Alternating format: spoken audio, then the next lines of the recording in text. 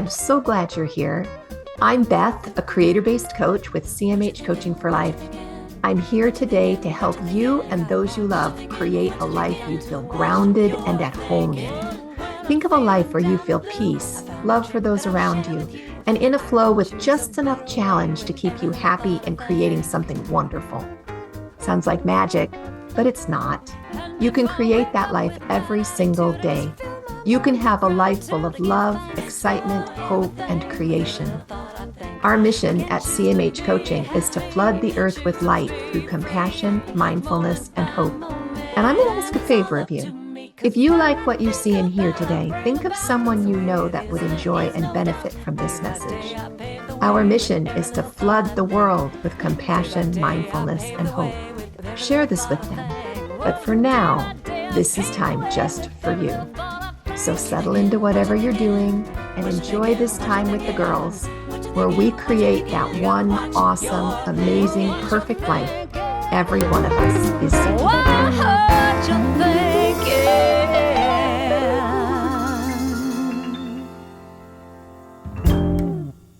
I always giggle though, because so often I'll be writing Monday morning inspiration on Saturday or Monday morning inspiration on Sunday afternoon after a nap and just under the wire to get it scheduled to go out. And so Monday morning inspiration on Monday is a beautiful thing. And I had 30 minutes left over after I finished writing it. Wow, that is a good thing. So I got to just sit and drink a cup of Creo and talk to Aubrey before lunch. Yeah, it was a really good morning. So, hey, y'all, welcome to A Creator-Based Life. We are excited that you're here. I'm here with Jacine Bonnet. Hey, guys. You know Jacine. She's wonderful. She's an avid fast walker, used to be an avid runner. Yeah. And she's a grandma, and she's a great business coach in the creator-based way. And with Jen, also a hypnotherapist, just a genius when it comes to things of the mind. And yeah, roll your eyes again, at least say something, and then it will, then they'll cut to you on camera. But Jen is a great gardener. She loves all things nature, and she has a real gift for metaphor with things in nature as well, and helping us in imagery. So we really value her opinions and her being here. And I'm Beth, the creator of CMH Coaching and the Creator-Based Way, and the author of the Creator-Based Way. Create your one awesome, amazing life. And perfect. I always forget perfect at the end. I think it's maybe a subconscious thing, because I don't really believe in perfection at this point in my life. But it's your one awesome, amazing, perfect life, because the perfect is a 50-50 thing. And when we live in a 50-50 way, that's perfect. That's what perfection is while we're here on the earth. 50% good, 50% learning, which means quite often uncomfortable. And that's okay. I look at it also as it's perfect for you. Yeah. Good. Perfectly designed for you. Yeah. Not for anybody else. For you.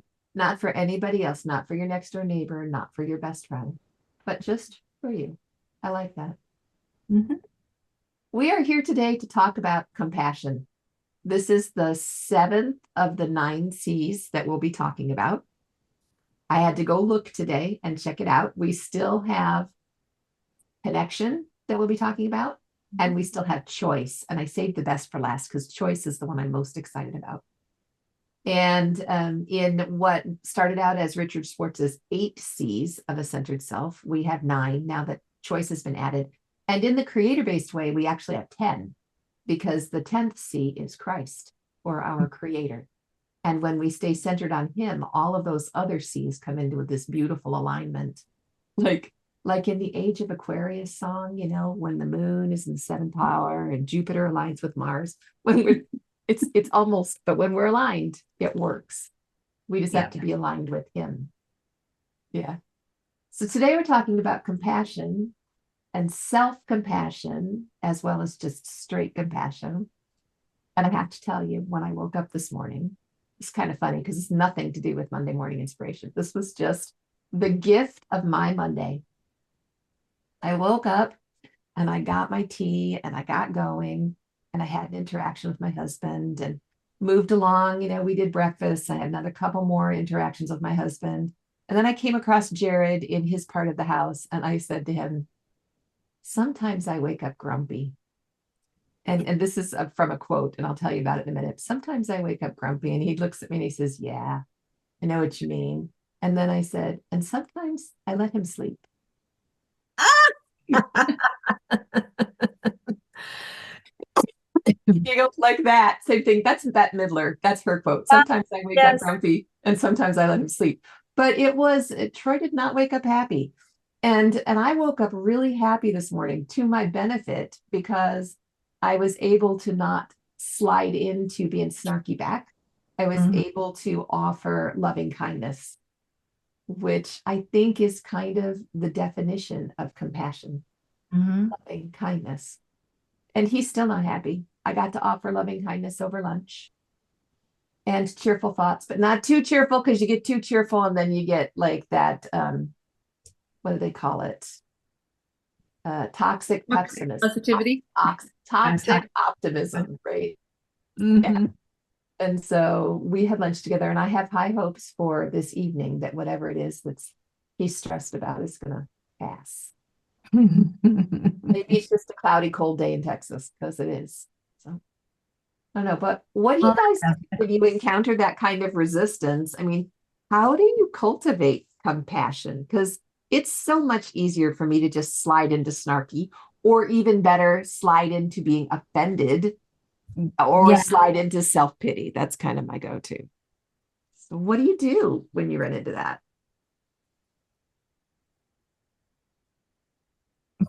All Or the tell me above. a story. All the Good above. thing. Like, yeah, that's human nature, right? It truly is human nature. Well, and we mirror the people we are with. So it's a challenge to not Mhm. slide into it. Mhm. Yeah, yeah, it is. But we don't have to because we are creators and we get to choose. Right, right. Yeah.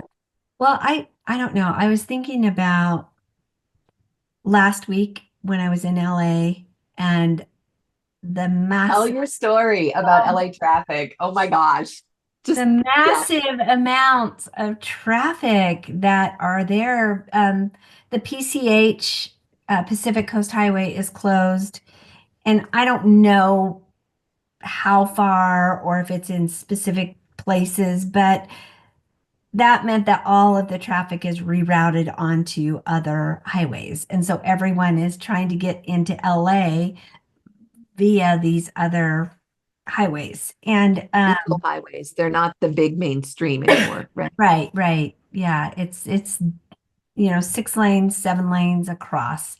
And just gosh, it literally what used to take usually takes me when I do those site visits, it usually takes me about an hour and 10 minutes to get into LA and then, wherever I need to go.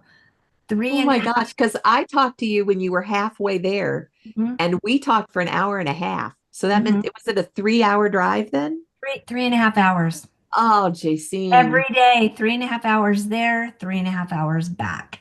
And Wow. so I had a choice to make. It was I'm in this car, I'm in this traffic, I've got people cutting in front of me, and like you're you're on guard. Yeah, you have to be. But You have to be 100% attentive or you're going to get run into right, somebody. right, very, very attentive. But it was interesting. As I saw people as like, oh, I'm so frustrated. And I thought, wait a second, I can choose. Right now, I'm a victim and I don't like this spot very much. I can choose to have different thoughts and look at this differently. And so as I started looking at people just trying to do what I was trying to do, right? We're just trying to get to our destination safely. Um, then I had other choices. Well, what can I do with this time? Yeah. How can I make this car a place of learning? How can I make this car a place of connection? How can I make this car a place of just beauty and love and peace. Like, What an amazing thought of changing your car into a force for good in the middle of all the traffic. love it. Right. Yeah. And it was a very that happened day one, and I'm so grateful for that, those thoughts. And it doesn't come easy, guys. It's a process, right? I've been working on this, on me, my thoughts for years now. And that was a breakthrough for me, is being able to recognize right away what my thoughts were, get curious about them, and then move forward saying, I can choose different thoughts. I can make this a whole different experience. And so, even though it's stressful, even though I was tired when I got home. I was That's a lot tired. of work. Oh, and it is a lot of energy, but it would have been so much worse had I chosen to stay in my defensive state of mind. So, Yes. Yes, it reminds me of a quote. The world shows up not as it is, but as we are. mm, I'll say it again. The world shows up not as it is, but as we are, because it's all perception. And maybe you can talk to us a little bit about the empowerment dynamic in just a second. But when you think about it, if you're approaching the world one way, it shows up to you in that way. But if you deliberately chose to show up in another way, so it showed up. I mean, it didn't take away the traffic, but it changed the meaning behind the traffic right, because of the way you were showing up. Can you right. give us a quick thumbnail? Not everybody knows the empowerment dynamic and the TED triangle. So the empowerment dynamic is the the dreaded drama triangle. There you go. And Yeah. so the dreaded drama triangle, we usually go round and round, where we're either a victim, a persecutor, or a rescuer. And for so long, I just thought, well, I'm not a victim. You're I'm not not, any of those things. You're just nice. and I'm not a persecutor, for heaven's sakes, right? No. No, well, not unless I wake up grumpy. And then I have to be careful. Yeah. I could relate a lot with the rescuer because that's what as moms, as a nice person, we want to rescue, right? We want to be We want to Wonder make it better. Woman. Yeah. Want to be Wonder Woman and go and save the world, rescue. But Yeah. that is such a dangerous place, because within that, when I'm rescuing, like if I'm rescuing Beth from her state, and I'm, oh gosh, that's just terrible. He's terrible. And jumping No. on, you know, then it makes Beth a victim. Yeah. And then when I make Beth a victim, then that changes me from a rescuer to a persecutor. So it's this dynamic that goes round and round. But if we can realize when we're in that dreaded drama triangle and stop, interrupt that thought process, whatever it looks like. And I do this because being physical has a lot to do with it. It, could be slapping your hands like this. It could be stomping your foot. It could be just like time out. Yes. I Stop, usually will just say stop, stop, stop. stop. Or my favorite, I will not think this thought. I'll Not my just say it right out loud. I will not think this thought. And it stops for me, gives me that cutoff point so that I can have a minute and shift. and shift and choose to shift. Okay, Yeah, choose to shift. how can I change my thought? If I'm not going to think this thought, what thought am I going to think? Yeah. Mm-hmm. Yeah. Yeah. And you can practice it in any place. When I got on the bus for the shuttle bus to go pick up my rental car, because I got a cheap one, we went further out than like all the rental car places. And I was on a bus with four guys, probably in their late 20s, early 30s, and they looked pretty rough. Were they I mean, dicey? Oh, I'm they, sorry, kind of they, scary. it looked kind of dicey when you get on the bus, and then I had another woman that was there as well, and one of the guys just made a comment about her braids because she had the cornrows and her hair was beautiful, like beautiful. And she just said, "Oh, thank you." And then we just started a conversation with the six of us on the bus. And it was really cool to be able to ask questions and to get curious about them. Hey, tell me, you're from Detroit? Tell me about that. What is it like? And just engage in conversation instead of sitting back in fear and judgment. And it changed that whole dynamic. When we got off the bus, everybody got their rental cars. The four guys are piling into their, it wasn't a van, a SUV, and they're waving at me, and it was They just had a great experience. it was a really cool experience, which could have, when I first got on the bus, I could have stayed in fear and I could have stayed small and I could have stayed, but you have to listen to those voices in your head because they really are scary. There are really people out there who want to harm. So listen to that still small voice in your head. But a lot of times there are just so many good people that are presenting themselves as stay away. I don't want you to know me. Yeah. Yeah. That's amazing. Okay, so if we have the persecutor and the rescuer and the victim, what are the alternates to that?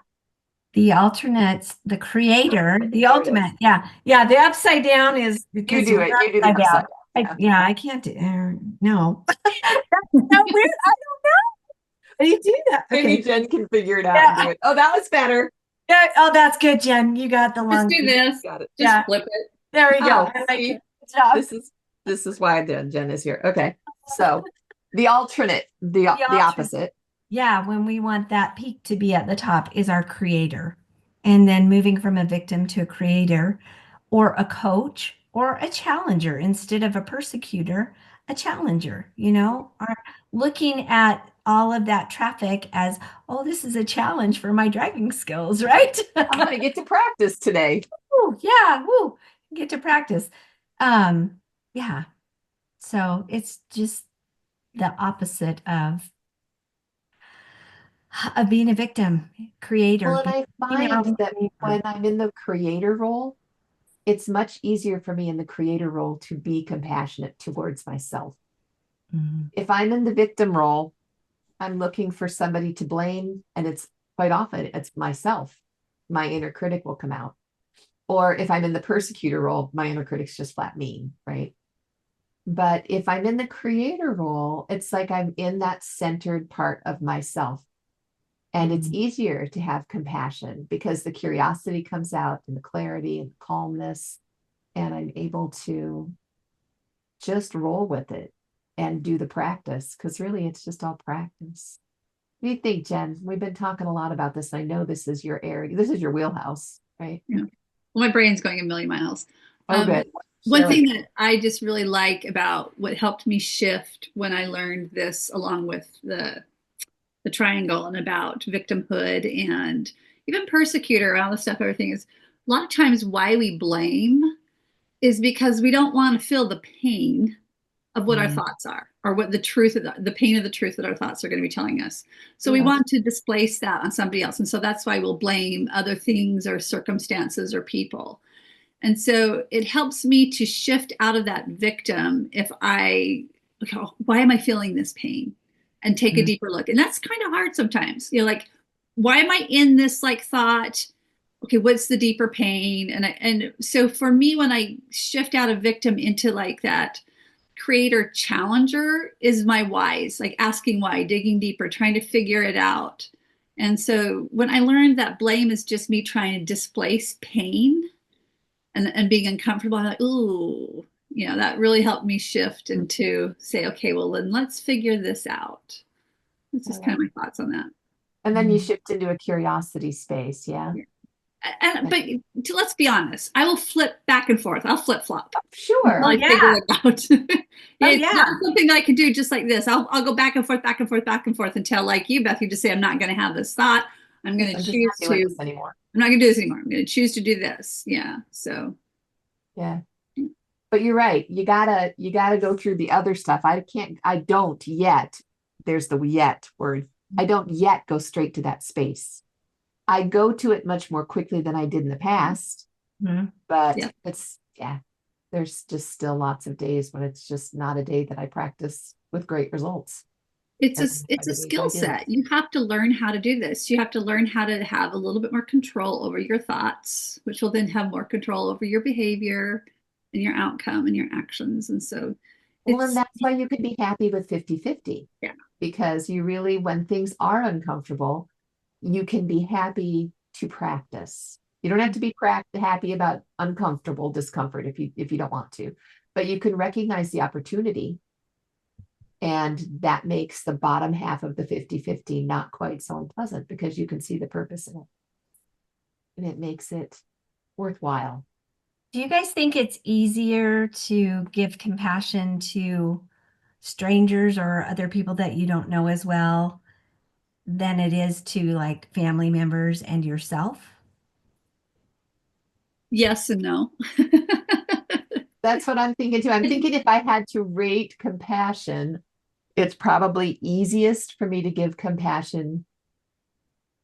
No, I can't rate it. I take it back. I No, was going to say to to a me, it's stranger, but situational. It's very yeah. situational. But Right. I learned this is a little trick that I learned because so really your most close relationships are where I really have to practice most of my compassion because I'll just jump right to like being angry or victim or like that and Mhm. everything. And it's when I started learning about inner child and parts work and Mm. realizing that people act out of that state. So they're From really their part. they're acting from like a child wound or from a young wound or from some PTSD wound. Okay. So if I can like when I deal with my husband, that sounded bad when I deal with him. No, Well, when you're having an opportunity to practice when because we are in something's conflict, uncomfortable. Yeah. yes, Yeah. but it's uncomfortable. Um, I have my favorite picture that I have of him as like a little toddler. Oh my gosh, this guy was adorable. Curly Oh, hair, a little mischievous grin, and I'm like, oh my gosh, he never lost that mischievous grin. And I cannot help but when he and I are having a conflict, and he's doing something out of a wounded part uh-huh. or something out of like this is just not him. You know, he's not in his highest and greatest space, Not his like you. best self. I get that picture of him in my head, and I'm just like, oh, can I just love this little guy Oh, because he's hurting right now. we just Oh, told you. that's cool. And so that's how I try and approach the stuff that the relationship stuff that I have with my husband. And in return, I've been able to learn how to love myself more, have more compassion for myself with the same thing. Finding my Yeah. favorite little pictures of from when I was a child and Mhm. learn that when I'm in that reactive state, I'm coming from that space of that child needing something. And so Yeah. that helps me shift in how I deal with it. So Jason, yes, I think it can be situational for me. I'm learning to have more compassion in dealing with myself and my significant people in my life Mhm. by learning to look at them as a wounded when they act out as like a child in need and who cannot love a child. Trying to shift that into like when somebody is rude in the in the grocery store, try like okay, they're having a bad day, but Right. yeah. Well, and I'm really good at telling stories, and so I can tell stories in my own head about the people at the grocery store that will entertain me and cause me a little more compassion towards them. One of the things we're going to talk about in Mastermind tonight is a regular relationship practice, cultivating a relationship. And there's 4 different questions that go into that practice when you are working with somebody you know and somebody that you love and you want to love more deeply. But one of them, it is kind of like what you just brought up, Jen. It's you're appreciative. What do I appreciate? And it might be, I really appreciate how you fixed the faucet. Or it might be, I really appreciate how much stress you're under. Mm. There's different ways to appreciate, but going into what you appreciate and maybe even be able to vocalize that, the practice is ideally a nightly or a couple of times a week where you'll do it together to build the relationship with the person you're working with. But even if you can't say it out loud for one reason or another, you can think it and it will change. It will change what's going on inside of you and the way you see. I didn't understand that aspect until like my husband and I were having a really serious, just to talk.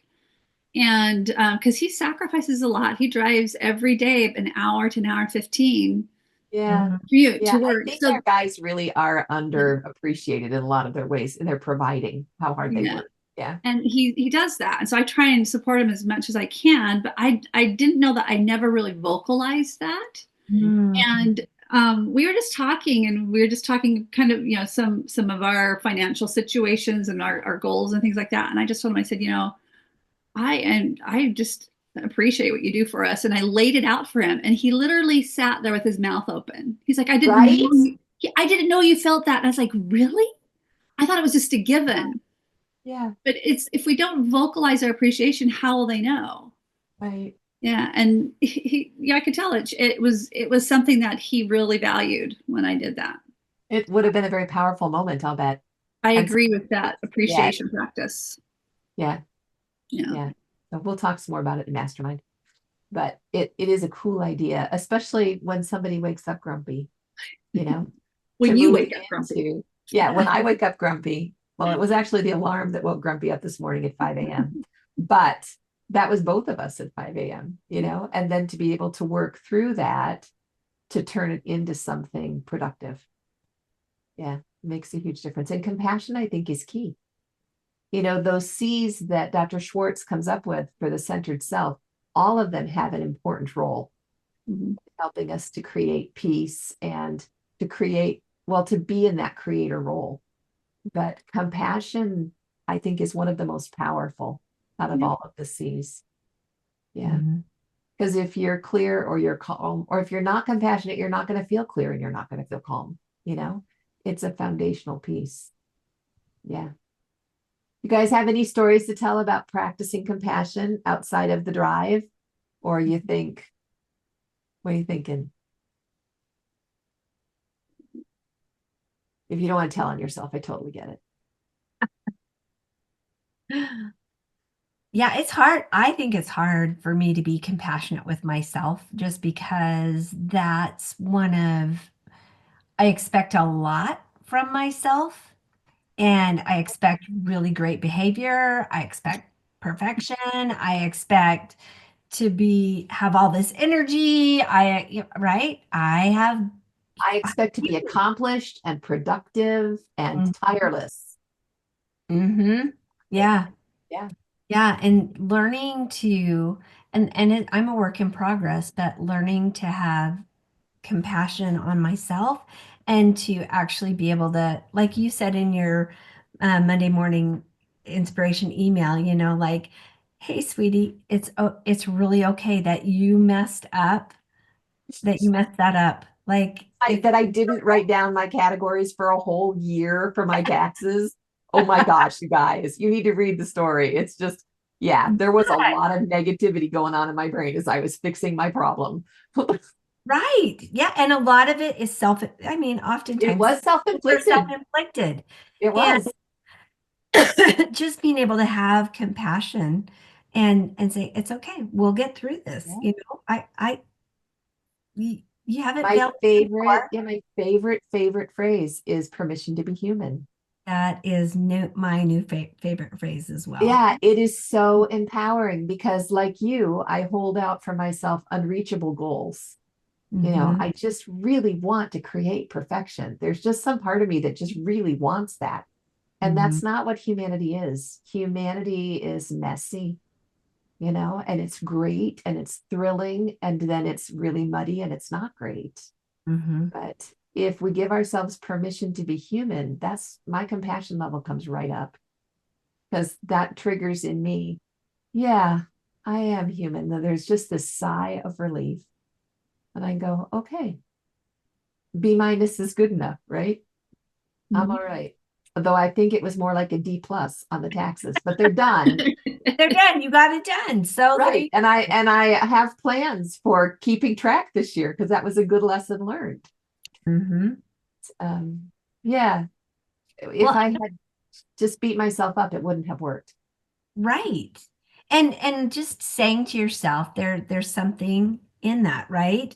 The psychology of being able to say to yourself, I give you permission to be human. I'm giving you permission to be human. Well, and I love giving it to the people I love. When Troy got up grumpy, permission to be human Yeah. lets me be compassionate towards him. Yep. I mean, he's a human being. He gets tired, he gets achy, just like all of us. But so often I put my husband on the white horse in his night costume, and I don't anticipate humanity. And Right. so I really do need to offer that permission to be human on the regular. Mm-hmm. Mm-hmm. What do you think, Jen? I would totally agree with that. When I started using that phrase and my husband did something and I said, just permission to be human. He was once again gobsmacked. He was like, what? What? I know.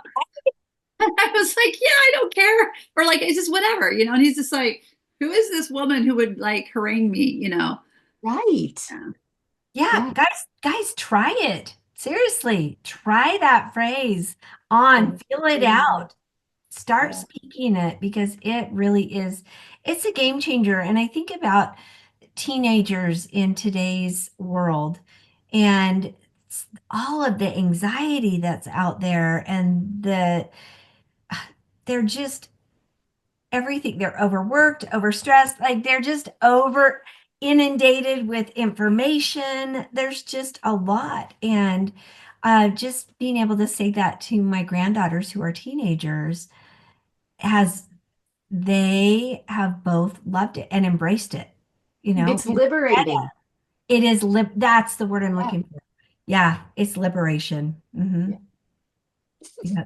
See my light? I Yeah. see You it. are I'm like, watching the demise of my "Whoa." ring light. Hold on. I'm going to just turn off the ring She's in a light. disco. This is Strip it. light. It's dying. The ring Beth, light are is you going to be gone. raving? Are you at a rave? Yes, look at that. No Wow. more ring light. Just That's just so daylight in my amazing. background. It did this last time I filmed as well. I think I'm going to have to replace it. Sad but true. It's the strobe light. Mm. Yeah, my strobe. It's just that was the thank you for shopping at Kmart sign. Yeah, the blue Please light put that. special. The blue. There we go. Yeah. Turning off the lights. Well, do Uh, we have book club this week? yeah, and we're starting a new book, and it is called 3 Miles Per Hour. Oh, wait, now. I want to know about this. 3 miles per hour, that would turn my head inside out. 3 miles per hour, right? We're talking about slow down. Oh So my word. it's about adventures that a woman had, and she walked really literally walked around the world and Mhm. her 3 miles adventures, per hour. 3 miles per hour. And it was That's a about nice stroll. That's not even a quick pace. yeah, Mhm. Polly I'll spell her last name. Leto Litovsky, Letofsky. So Polly Litovsky. And And she walked all the way around the world? she did, and she did it which was really interesting.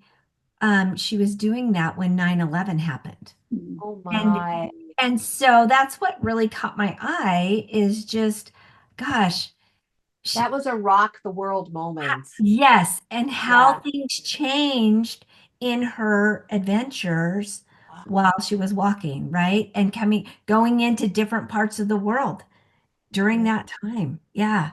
So I All right, uh I got to write it down. 3 miles per hour. yeah, and she Can I was get it on Amazon? Is it on Audible? It's yep, actually on on Kindle Unlimited. oh, Ooh, thank Yeah, it's you. unlimited on Kindle. Yeah. great. Yeah. Yeah, I already fired it up. Perfect. And I listened to a portion of it on Audible, and she's funny. She's like, I think it's going to be a really good book and have some really great content for us to discuss at book club. I Yeah, will love that. It reminds me of that book, The Walk. Have you ever read that one? I Mhm. have it. Richard Paul Evans. It's I think 5 or 6 volumes of a I man think I who might he have loses started that. everything and he begins a walk from Seattle, Washington to Key West, Florida. and he Mm. walks the whole thing. And it takes him about 18 months, I think, to make the whole trip. He has all kinds of adventures, meets lots of different people, learns a lot, and Mm. makes it to Key West eventually. Yeah. It's Wow. one of my favorites. It's the book I fall asleep to regularly because Richard Mhm. Paul Evans has the most soothing voice in this He book. does. He does. I do like But his 3 miles per hour, I will look for it on miles. Audible because I would enjoy listening to that. Maybe it'll be a good one to sleep to as well. I love Yeah. falling asleep to a book. Thank you. Well, there's Coaching Clear on Tuesday and on Thursday at 2 o'clock. We have two good groups going now, so remember that. And we have Mastermind tonight, and I'm excited to talk about those different ways that we can build relationship. So we'll go back to that. And until then, let's just go out and have a great week and spread some compassion for ourselves first, and then towards our family and the other people that we love. And I'm going to try your whole idea about making sanctuary in my car in the traffic. It was really cool. Dallas traffic can get pretty dicey, so I like that idea a lot. I'll try it. Thanks, you guys. We'll see you again next week. Bye, y'all. Bye, y'all. I can choose to be happy, choose to be free, moment by moment. It's all up to me, 'cause what I think about, I bring about. That's the way it is, and there is no doubt. Day by day, I pave the way with every little thought I think.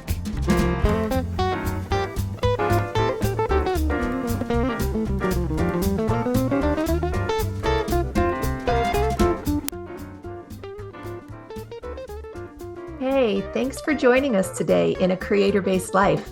I hope you felt that compassion, mindfulness, and hope you came seeking today. You can find more of it at cmhcoaching.com or on linktree/cmhcoaching. Of course, any social media outlet, we're there too. Because you felt the benefit and light in this message, please invite those you care deeply about to join us. Help us to create a ripple effect across the globe of compassion, mindfulness, and hope. Then we can create a creator-based life together. Have a great week, y'all. I'll talk to you soon. Moment by moment, it's all up to me, 'cause what I think about, I bring about. That's the way